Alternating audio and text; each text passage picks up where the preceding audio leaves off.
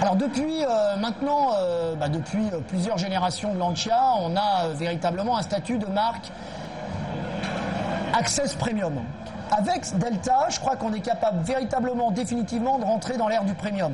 Alors attention, ça ne veut pas dire que les prix vont grimper en flèche et qu'on va déséquiper les modèles et qu'on va avoir une politique de star. Non, je crois pas que ça veut pas dire ça, mais ça veut dire que le traitement est quand même assez exceptionnel. Cette voiture, c'est vraiment, vous savez que le positionnement de la marque, c'est l'élégance et le tempérament. Et là, on est en plein dedans.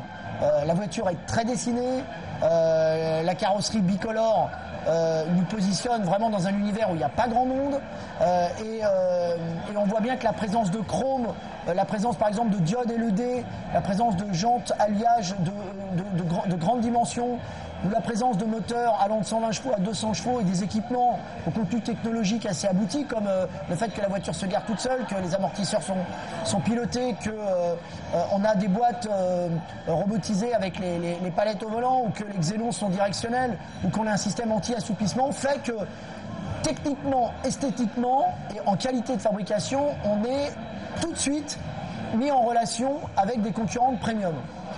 Donc oui, je crois que la marque est en train de passer un cap et de quitter l'Access Premium pour aller vers le Premium. Donc en clair, cette voiture-là sera totalement compétitive par rapport à des concurrents Premium, mais très proche des généralistes haut de gamme.